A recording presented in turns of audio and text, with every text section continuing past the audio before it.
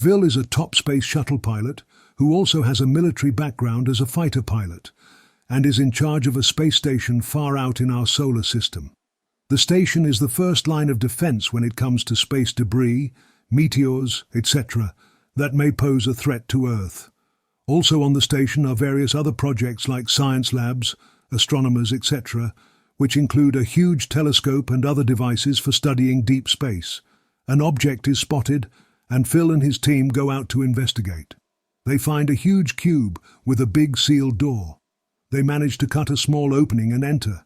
It seems to have its own artificial gravity.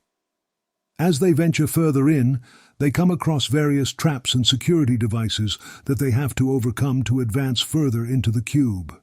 Spikes through walls, swinging blades, jets of fire, moving walls, etc. When they reach the middle, they find a large container with chains and locks that have been sealed. They eventually cut through the chains, locks, and unseal the container, only to find Satan, the devil, inside, chained up, who then awakes and breaks the chains and begins to chase them.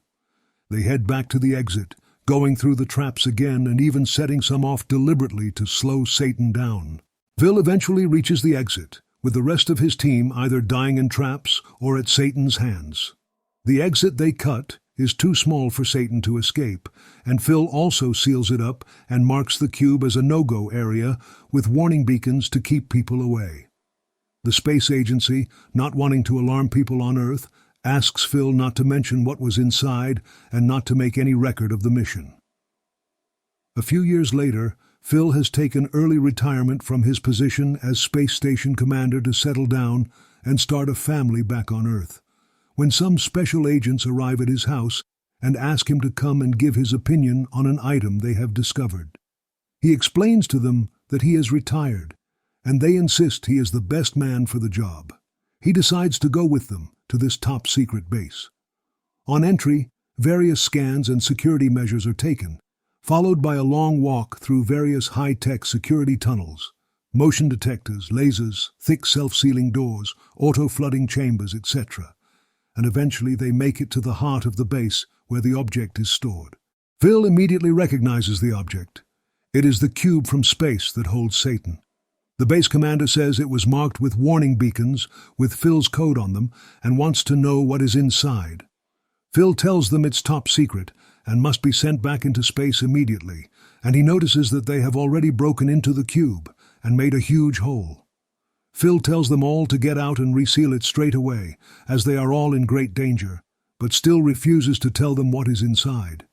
Various noises start to come from inside the cube, and Phil shouts to get everyone out at once, as Satan is inside. The base commander laughs and comments that all the time Phil has spent in space has sent him a little crazy.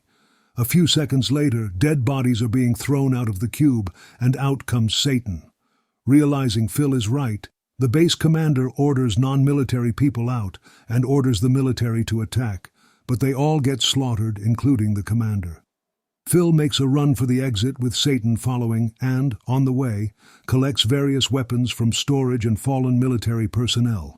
He activates the security features as he passes through each passage, and each one begins to weaken Satan. After Satan breaks through all the doors and receives a lot of injuries, Phil finally manages to kill Satan. Standing near the exit with Satan's body before him, he hears strange noises outside. The trees, fields, hedges, etc. start to bloom with beautiful flowers. Realizing now that the bringer of all evil is dead, the world is now blossoming. As soon as he is enjoying this new, fresh world, he starts to notice how everything is continuing to grow at a rapid rate. Hedges, branches from trees, and roots all begin to take over everything, making buildings and roads crumble. Phil realizes that now that the evil one is dead, the balance of good and evil is no longer balanced. The whole world is being overrun by all the plant life.